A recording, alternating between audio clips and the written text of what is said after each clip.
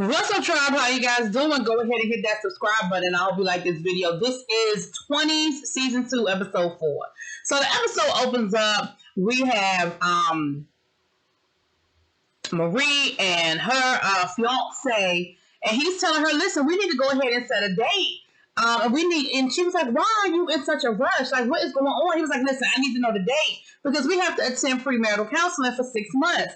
She was like, 6 months? He was like, yes, 6 months. So then she hit him with so where were you last night? And he was like, oh, me and my homies were just catching up.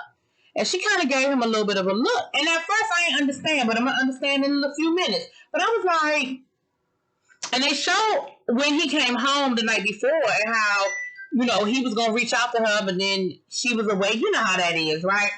So I said, okay, what's going on with that? Okay. So then we have Hattie. Is on her route, honey. She delivering her packages, and she down to the movie set, and she runs into her ex-girlfriend. Now listen, does anybody work down at this movie set? I just feel like everybody worked down at this movie set.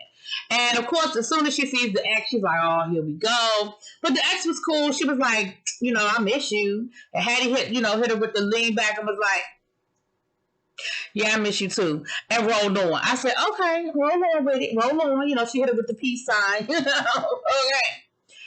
Then we have Mia over down to her studio about to get into her yoga lesson, and she realizes, baby, she is verified down to the Instagram, okay? And she is excited. And listen, 2 weeks ago, she didn't even care about her social media, but now she's a meme, a gift, and she's verified. And she is so excited. And her yoga clients were like, well, hold on, wait a minute. Does that mean you're going to start charging us more money now that you're verified? And she was like, no, why would I do that? And she was like, because that's what everybody does. Once they get verified, they start charging us more money. And she was like, no, I wouldn't do that. She was like, but if I did decide to charge you more money, just know that I'm worth it. I said, oh, you dirty. Because she probably realized she spoke too soon. When she was like, no, I wouldn't. Why would I do that? And she probably realized, oh, maybe I'm supposed to, okay? So Marie and the fiance, they head on into marriage counseling, and they have these questionnaires that they have to fill out. And the pastor is telling them, listen, you don't have to, and I'm going to say this because I don't want to offend nobody. The pastor's pronouns are there and they. But I don't know what the pastor identifies as on the spectrum. So I'm not going to say gay, trans, gender fluid. I don't know. I just know that the pastor identifies as their pronouns are there and they. So, let me turn my ring off. So, they have to fill out these questionnaires, and, the pastor says, listen, don't worry about being right or wrong. This is just about so that I can see where you guys identify. I mean, where you link up, where you're alike, where you're not alike. Gives us a starting point, just keep it pretty mellow, answer honestly and keep it moving. Now, while this is going on, Hattie is down to her writers group that her friend invited her to, her friend from the coffee shop invited her to. Hattie gets there, and Hattie ain't read nobody's script. And in true Hattie fashion, she tries to play it off and tries to, fly under the radar, and they kind of put her on blast like, girl, what's up? Like, you didn't read nobody's script? And she has to admit that she didn't read anybody's script and apologize, and she was like, listen, I'm sorry, I've had a crazy week, my bad. And they kind of give her a pass that time, but you could tell that they were irritated, and you could tell that normally that probably would have been her exit ticket, like exit stage left, right? So when it's over with, Hattie does apologize to her friend, and she was like, you just had to embarrass me. Like, girl, I know you're a fuck up. Like, I know you are, but you ain't have to prove it. You ain't have to show all my friends. She was like, but for real though, I really, really need you to do better. Like, I need you to do better. And, Hattie is sort of opening up to her a little bit, and, they have a good conversation, but I think, Hattie is starting to realize that you just can't keep taking shortcuts. At a certain point, the shortcuts are going to catch up with you. Which brings me to my next moment. She gets a phone call from the job, basically telling her that she passed training, but they're not going to hire her. And she was like, why?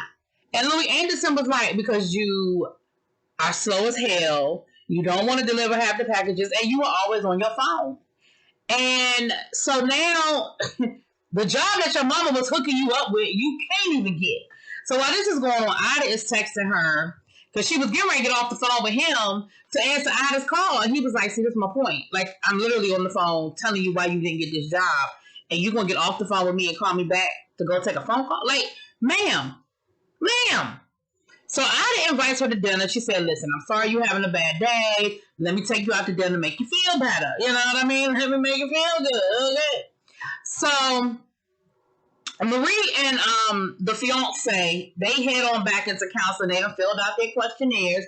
And then, you know, the pastor is very excited to see that they match up in some really good areas. They match up in money-wise, you know, responsibility. They match up in communication. She said, but I noticed that some of the areas that you guys don't match up is how important is intimacy. And Marie said not that important, whereas her husband said, or fiance said, very important. And so she kind of was like, they kind of was like, so you want to talk about it? And they're kind of looking at each other like, what? Like, okay. And Marie was like, listen, it's not that I don't like sex. I just don't think it's the end all be all to a successful marriage. And, you know, the fiance is kind of like, but it kind of is a little bit, not sure. And so then the next question was, how comfortable are you expressing your sexual desires to your partner? And so at first, fiance was like, I'm very comfortable, and then scratched it out, said fairly comfortable. Marie just skipped that thing altogether, right? Now we know going back to last season that there's some intimacy issues between the two of them, right? And so it was in that moment where he admitted that he's bisexual. And Marie looked at him and was like, I know. And so he kind of looked at her like, what you mean you know? And she said, well, I kind of always suspected, but it doesn't bother me. Like, I really don't care. And so he was kind of like, you don't care? And she was like, I don't care. And so it sort of opened up that door. And that's when, you know, the pastor was like, listen, it took me a long time to be comfortable with my sexuality. It's not something you deal with overnight. It's not something you need to process overnight.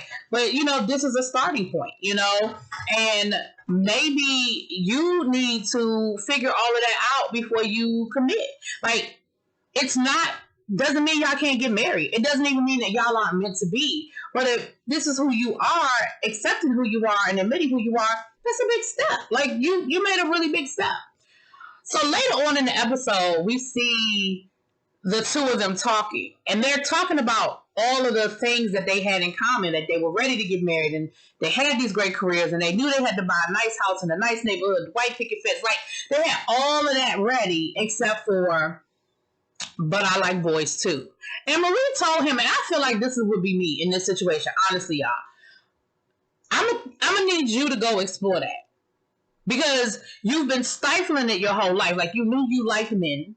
You've been stifling it your whole life. Now that you finally admitted it, what I don't want you to do is lock yourself into a marriage, and now you feel like you can't explore, you know, maybe the man of your dreams is out there and I'm not it. Like, I think you need to go out and explore. And so he was kind of like, do you want to explore too? And she was like, I mean, hadn't really thought of it.